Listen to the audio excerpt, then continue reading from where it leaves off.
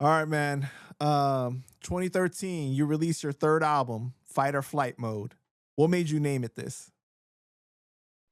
So fight or flight mode, man, I was just looking for a cool break, like a cool, catchy kind of name that maybe kind of fit the way that I rapped, like aggressive, yet I could story tell, I could slow it down, I could, pull my emotions on my sleeve. So I think that's where that came from, right? So like either some, you can get one or two versions of me kind of deal. Hmm. And what was the mindset for the album? Like, what did you want to do on this one? I wanted to put a little bit more budget into it. I was able to reach out on this one, like I did a joint with copyright.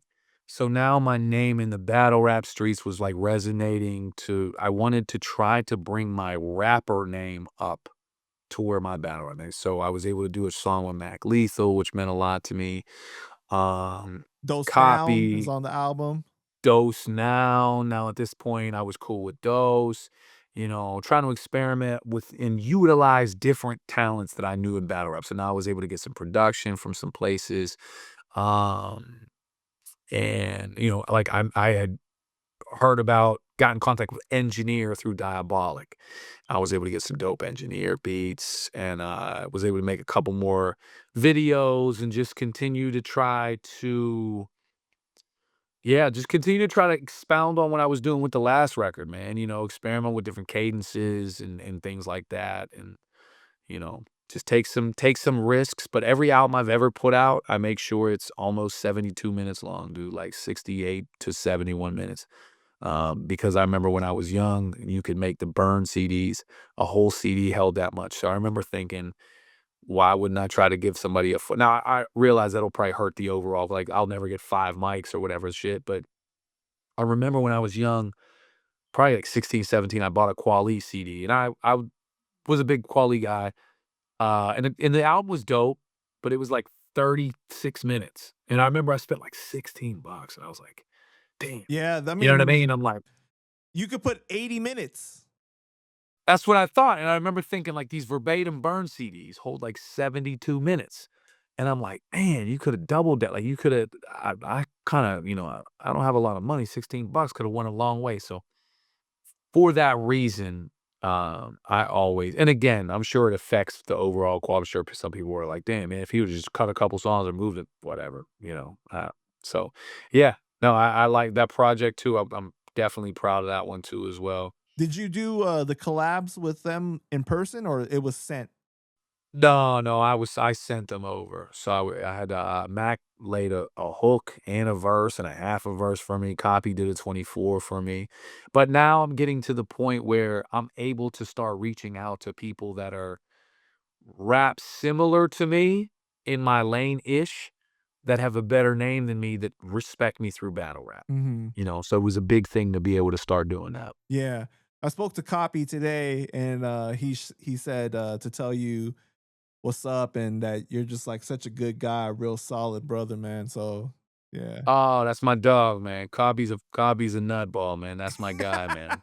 He's a If you know nutball. Copy, like you appreciate him for being crazy, and at the same time, you just like he's kind of like that asshole friend that you love. Like you're just kind of like, I know you got some He's shit with so you. fire too, bro. Fire, bro. Like fire, fire, Nah, fire. for Yeah. sure, man. He definitely is. Shout out to Copy, man. For this album, right? Like, how do you feel it was received by the fans? So I didn't really get like official album reviews, right? Like until later on. Um, so I know I did a song called Right Where I Wanna Be, where I did a video, and it's one of my more watched YouTube ones. It's one of my more catchy ones. And at that time, trying to do something catchy was risky for me. You know what I'm saying? Like incorporating any kind of auto tune like was risky for me because it goes away from the idea of just being this like shred the mic lyric. But I never wanted to be a backpacker. Mm, You know what I'm saying? So, but I at this point I'm starting to open up as far as like, okay, maybe that's not my wheelhouse, but how do I add something like that to my repertoire? But I'm still in a small dosage at this point. I feel like your style would have fit more, not necessarily with like true underground hip hop, but maybe like more in like the raucous lane where it's like you're like independent and respected, but you still Right. got a little Right. bit of the commercial sound. You know what I mean? But like it's not Right. you live in both worlds to a sense, right? Right, right. No, 100%, 100%. And I always wanted to have the identity of like a like you said, like a raucous artist. But I also didn't want to give 17 songs, lyric this, lyric that, you know what I'm saying? And so, but fight or flight mode became, I believe this was the first time that I started to experience hardship. Like at this, I don't want to say first time, obviously, but my mom had cancer, and I have a track that's later, it's called Second to Reflect. And at this point, right when I put this record out, so my sister's battling addiction, my mom is struggling with cancer, but I guess this is the one time that she had cancer, but she was doing okay. She was like going to chemo and stuff, and I put the album out. And so the Second to Reflect is actually an upbeat song. And then I revisit the song on the next record. Um But yeah, so this was the first time, because working man's MC, like, I rap about growing up poor, like, shit like that, but that's, like, a lot that's not I don't wanna downplay growing up poor or whatever, but it's not as, I guess it's not as brutal, as straightforward as, like, "Yo, my mom has cancer." You know Right. what I mean? You're So this you're was the you're first. actually being vulnerable on a different kind of level here. Right, right. Like if I say, yeah, I grew up poor, a lot of people, oh yeah, I remember being poor. Da, da, da. There's some good times there too. Da, da, da. But if I'm like, yo, my mom was battling cancer, that's universally sucks. So like, but I tried to put a positive spin, um, because at the time, I think if I can recall, there was like I don't want to say positive news, but it wasn't as bleak as it would go quickly. Right. So in 2013, your mother passed away from bone cancer. Talk to me about that because like within 6 months, she wanted to stop taking like chemo and everything, right? Yeah, bro. So the crazy thing is, like I said, the fight or flight mode comes out in I want to say 2013. Is Hmm. that right? Right. So I got all the album recorded and everything, and my mom had always said, "You're gonna be on TV. Like you're gonna be on. Like I know you're gonna make it. You're my star. You're my star." Now my mom had bone cancer. Dude, she was on dialysis too. So her schedule would look like Tuesday dialysis, Wednesday chemo, whatever. And I went to record, or not to to be on TV for BET in June. Was it June? Early June. Yeah, it was mid-June. And for the UFF, Freestyle Friday. When I come back, I guess she had fallen. And when she fell, they took her in and they realized like the cancer had spread. Like, and she just like when I went to see her, she looked so terrible, bro. And it was so quick. And I remember my dad's driving me to the hospital and he tells me, he's like, look, man, there's medicine, she's under a lot of whatever. She might say some wild shit. Like her brain is affected. Like she might say some shit.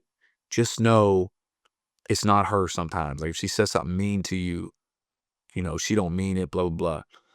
And I got there and the last coherent, real conversation I had, I walked in and my grandfather was there trying to talk to my trying to basically tell my dad, like, what are we gonna do? Funeral. Like this is, and she looks at me, yeah, and she's just like, my star. She was like, my shining star. And that's like the last. And then later that day, I'm sitting there, she's on the bed. And my dad's on the bed, and she just looks at my dad, and she goes my dad's name's Charlie, she's like, "I fucking hate you, Charlie." And he was just like, "Why would you say that?" She was like, "I fucking hate you." And my dad starts sobbing, and I had to tell my dad what he just told me. I'm like, "Dad, she don't mean that, dude, like, da da da da da da." You know what I mean? Yeah, And but it's you could hard to see in her hear though. eye. Yeah. Yeah, like, I guess he thought I was gonna be the recipient of it, and ultimately he was, and, yeah, she passed. I was at a battle when she passed. I went and did a battle, and I rapped that day, um, in a fucking league in Milwaukee, I did a 1-round battle. And, so when you see the video, I'm like, "Yo, rest in peace, mom." She had died, like, hours before. Yeah, you got the news on the way to the battle, Yeah. right? I got the news in my hotel, and I was just like I'm literally sitting there, and I always buy, like, a case of beer. So I got this big case of beer, and I'm just like, "What am I gonna do? Am I gonna just fucking drink this and just fucking wallow? Because I'm a wallower, dude. I'll play sad music, you know?" I went to the battle, I got it done, and it was cathartic, man, like, and, I mean, I always say this, like, I never try to hold anyone else to those kinda standards. It was actually, like, a selfish move on my part. I was trying to fucking navigate it, so, yeah, man, it was tough, bro, like, but I learned later about her basically saying, like, "I don't want I'm good on this. This isn't a way to live," you know what I mean? Fucking having to fight for 3 to 5 years or so, yeah. She was, 57. Wow. Yeah. I'm sorry for your loss, man. No, I appreciate you, bro. How was your guys' relationship throughout your life? I was always close with my mom. Uh, my mom was a sweetheart, she loved her kids. She definitely suffered from depression. She was very overwhelmed, depressed. Um, but she loved us, like, we brought her joy, like, you could see her light up when we would come over and play some spades with her, hang out, watch some court TV or some shit with her, like, so we definitely brought joy into her life for sure. So she loved us. Being a mom was like her first thing. Yeah, man. Whew, damn, man. It's a tough thing, bro. Yeah. How long did she live after she was diagnosed? Man, I want to say like 6 months, bro. And that's the crazy thing about this song I wrote. I wrote this song, Second Reflect, and off the fight or flight mode because I was like, okay, I need to have a positive mindset. We're gonna fight this, and today she seems good, and let's focus on that. And by the time the album come out, around it or close to it, she died maybe after it or whatever. And so, like I said, I on my next album, I sampled my song the album before, and it had a complete. It's a song called 3 to 5 Years that discusses it. So I sample all this happy shit I'm saying, and then I, like, slow it down, and then I talk about her passing.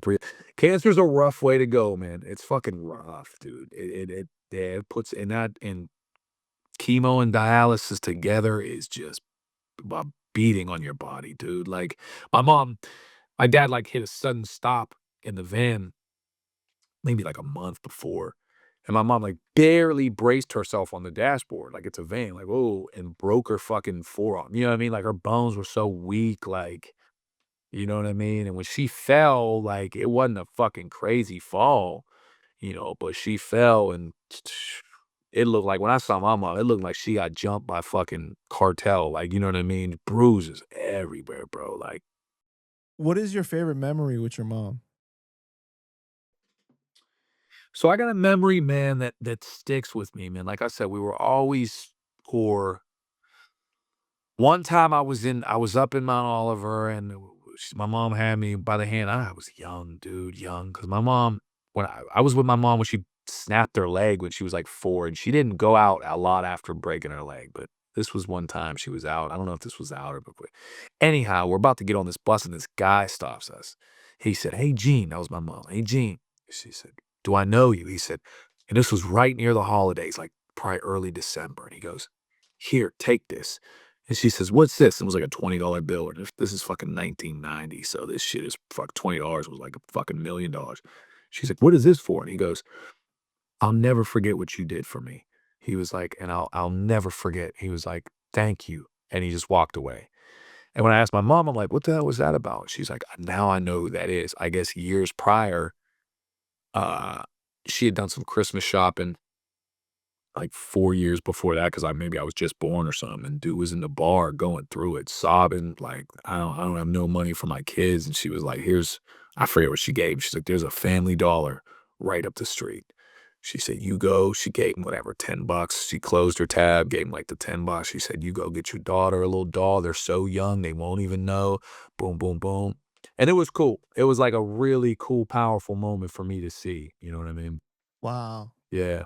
Yeah, man, those things that stick out to you in life, you know what I'm saying? Like, I feel like people learn, especially kids, like kindness and like, you know what I mean? I see it on a daily, bro. Yeah.